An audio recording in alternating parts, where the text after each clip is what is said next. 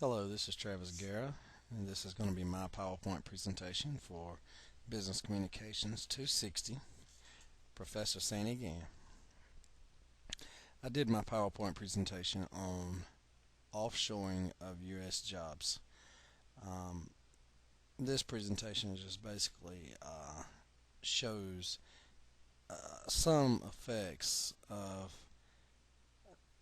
jobs going from the United States overseas, what it does to our economy, and how it affects the people living here.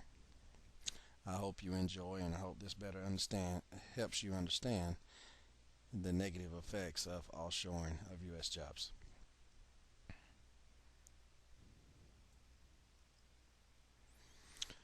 Okay, what's going with U.S. jobs? U.S. businesses are relocating their production and service facilities overseas. I believe that since Bill Clinton signed the NAFTA agreement when he was in office, he signed that allowed jobs to go overseas in hope that it would help the U.S. But unfortunately, all the jobs are doing, or the companies are moving the jobs overseas because they're being able to get workers there to perform the same duties that we would do here in the United States for less money. Another thing is it's increased over the past few years dramatically. And it's mainly in white collar industries that were previously viewed as more stable and less vulnerable to the global competition. This has really hit home here in North Carolina. Unfortunately, that's why I had to go back to school because my job went overseas. Fortunately for me, I fell under what is called the Trade Act, which is another issue, but um, the Trade Act allowed me to come back to college and get a 2 year degree, and they paid for it and all that. And so, but back to what I'm saying is our jobs are going overseas, so it helped.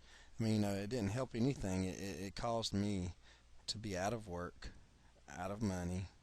I lost all of my benefits. Everything that I had with that company is gone. And so basically, the last 7 to 8 years of my life working for that company is wasted. So a lot of the people in the United States here are doing the same thing. Some of them are going back to school. Some of them are out looking for other jobs, and hopefully there'll be more jobs created in the future.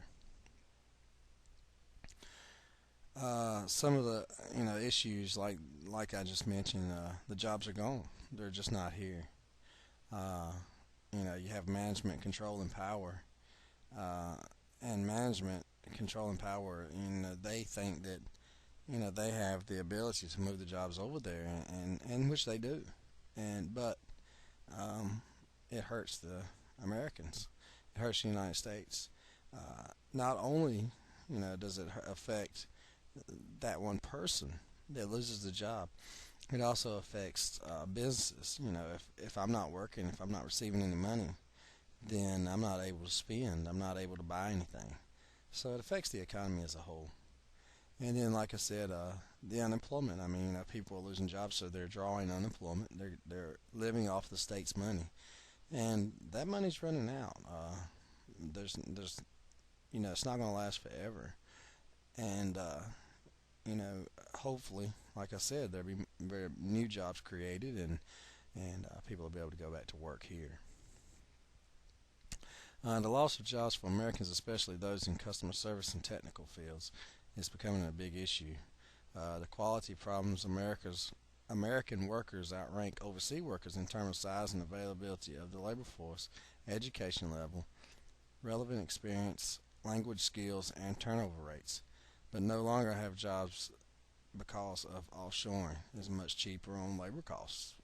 Just like I mentioned earlier, they're able to hire people overseas to do the exact same job that I was doing, uh, and they're probably paying him or her less money. They may not even be offering him the same benefits that I had. he may not have any health insurance, or he may just not have any 401k or anything like that. Uh, so that's one of the main reasons that jobs are going. Um, uh, and the support for job retraining is just underfunded. It's like I said, I'm going back to school, and that's kind of retraining me in a different field. Fortunately, that I feel like I got lucky, and the other people that have taken advantage of this have gotten really lucky too. But that, like I said, that money's running out. It's not going to always be there, so it's just not enough there. So it's underfunded. Um, this is one of the graphs that I found that just showed how most frequent cause of relationship failures, as reported in outsourced in a 2004 survey. Uh, the red represents the buyer's multi-supplier system. I mean supplier environment, and it's 12%.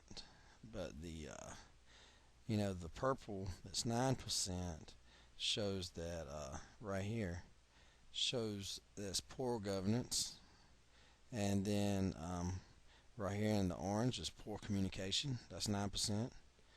Um, the biggest two pieces of this pie are this right here. 16% of it is poor cultural fit, and then buyers' unclear expectations up front.